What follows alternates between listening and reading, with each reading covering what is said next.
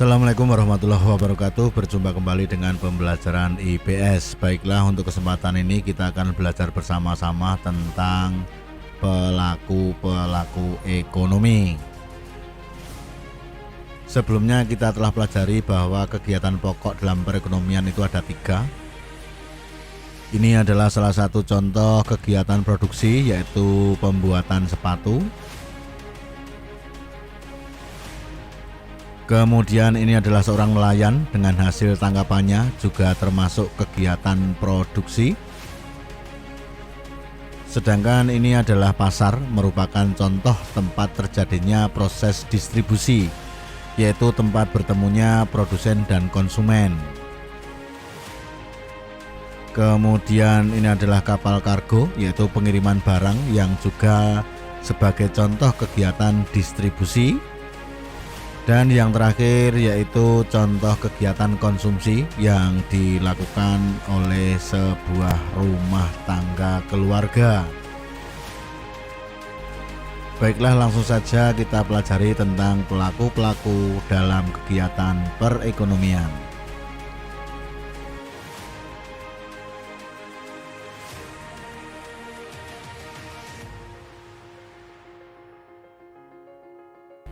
Pelaku-pelaku dalam perekonomian antara lain rumah tangga keluarga, kemudian rumah tangga perusahaan atau perusahaan, kemudian rumah tangga pemerintah atau pemerintah, dan masyarakat luar negeri, di mana masing-masing pelaku tersebut memiliki hubungan dan peran dalam kegiatan perekonomian.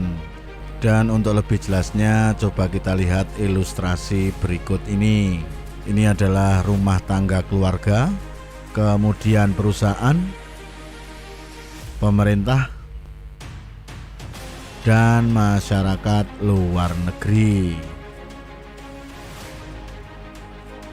Untuk hubungan yang pertama yaitu antara rumah tangga keluarga dengan perusahaan, di mana rumah tangga merupakan penyedia faktor-faktor produksi, antara lain sebagai penyedia sumber daya manusia, yaitu anggota rumah tangga keluarga yang bekerja di suatu pabrik atau sering kita sebut sebagai buruh atau karyawan pabrik.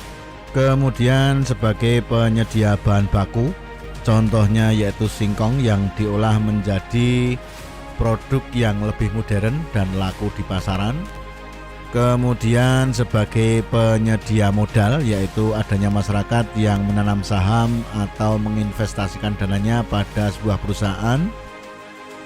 Kemudian rumah tangga juga sebagai penyedia kewirausahaan, yaitu orang-orang yang berwirausaha dalam bidang tertentu. Contohnya yaitu tenaga ahli mesin atau mekanik, kemudian tenaga ahli desain rancang bangun atau arsitek. Kemudian hubungan yang kedua yaitu antara perusahaan dengan rumah tangga keluarga. Sebagai imbal balik dari apa yang diberikan rumah tangga kepada perusahaan, maka perusahaan memberikan upah atau gaji, sewa, bunga, dan laba. Upah atau gaji diberikan kepada rumah tangga keluarga sebagai karyawan atau buruh. Kemudian sewa diberikan untuk bangunan atau gedung yang disewa untuk kegiatan produksi perusahaan. Bunga diberikan kepada rumah tangga keluarga untuk pinjaman atau penanaman modal.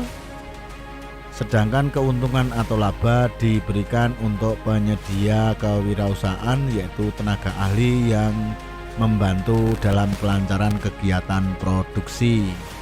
Kemudian rumah tangga keluarga juga sering disebut sebagai konsumen. Hal ini disebabkan karena rumah tangga keluarga juga sebagai konsumen dari barang-barang hasil produksi perusahaan. Sebagai contoh, produk-produk elektronik, telepon seluler, serta berbagai kebutuhan rumah tangga lainnya.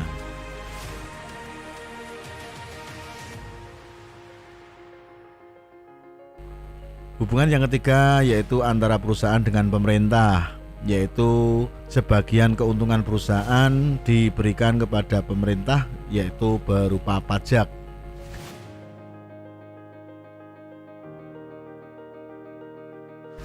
Sebenarnya hubungan ini telah dimulai pada saat perusahaan mengajukan surat izin usaha atau SIUP. Hubungan yang keempat yaitu antara pemerintah dengan perusahaan, di mana pemerintah memberikan berbagai fasilitas untuk memperlancar kegiatan usaha, dan yang paling penting yaitu pemberian proteksi berupa inspeksi dan penghapusan produk-produk ilegal yang berada di pasaran. Hubungan yang kelima yaitu antara rumah tangga keluarga dengan pemerintah. Dalam hal ini contohnya yaitu pembayaran berbagai macam pajak kepada pemerintah. Seperti yang kita ketahui bahwa sampai saat ini pajak masih merupakan sumber pendapatan yang cukup besar bagi negara. Sebagai contohnya yaitu pajak bumi dan bangunan atau BBB, kemudian pajak kendaraan bermotor, serta pajak listrik yang kita gunakan tiap hari. Hubungan selanjutnya yaitu antara pemerintah dengan rumah tangga keluarga. Sebagai imbal balik dari pembayaran pajak, maka pajak tersebut digunakan oleh pemerintah untuk berbagai macam program pembangunan serta memberikan berbagai macam bantuan kepada rumah tangga keluarga, seperti bantuan untuk keluarga miskin, kemudian subsidi BBM, subsidi bahan bakar atau kompor gas, serta berbagai macam bantuan seperti dalam bidang pendidikan yaitu Kartu Indonesia Pintar, Kartu Indonesia Sehat dalam bidang kesehatan. Selain itu juga untuk pembangunan dan perbaikan jalan, pemeliharaan penerangan jalan raya, serta pembangunan infrastruktur lainnya seperti jembatan. Hubungan selanjutnya yaitu antara rumah tangga keluarga, pemerintah, perusahaan dengan masyarakat luar negeri. Dan hubungan ini kita kenal dengan nama kegiatan ekspor. Sebagai contohnya yaitu negara kita telah berhasil mengekspor kereta api ke negara Bangladesh. Dan ini adalah ekspor negara kita ke negara-negara Afrika.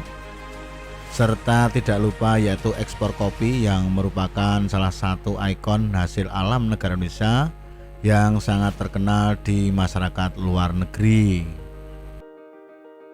Dan yang terakhir yaitu hubungan antara masyarakat luar negeri dengan rumah tangga keluarga, pemerintah, dan perusahaan yang kita kenal dengan nama kegiatan impor. Sebagai contohnya yaitu pemerintah mengimpor pesawat tempur untuk memperkuat pertahanan negara kita. Kemudian impor oleh perusahaan yaitu berupa mesin-mesin industri, dan impor oleh rumah tangga keluarga yaitu diantaranya barang-barang elektronik, produk kosmetik yang biasanya dilakukan secara online melalui jasa ekspedisi atau pengiriman barang.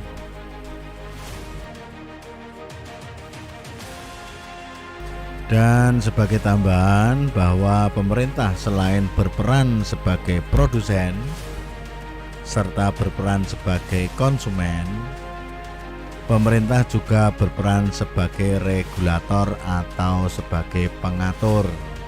Di sini kita contohkan yaitu bahwa pemerintah berperan sebagai produsen, yaitu pemerintah sebagai satu-satunya penyedia jasa transportasi kereta api yaitu PT KAI atau PT Kereta Api Indonesia, di mana PT KAI ini sebagai penyedia jasa angkutan kereta api di seluruh wilayah Indonesia. Namun juga perlu diketahui bahwa PT KAI juga berperan sebagai konsumen karena membutuhkan berbagai fasilitas penunjang yang didapatkan dari pihak swasta, antara lain rel kereta api, serta tenaga-tenaga manusia yang berperan sebagai tenaga lapangannya. Dan di samping sebagai produsen dan konsumen, pemerintah juga sebagai regulator. Sebagai contohnya yaitu harga tiket kereta api yang semuanya ditentukan oleh pihak pemerintah. Mungkin itu saja yang bisa saya sampaikan. Terima kasih. Wassalamualaikum warahmatullahi wabarakatuh.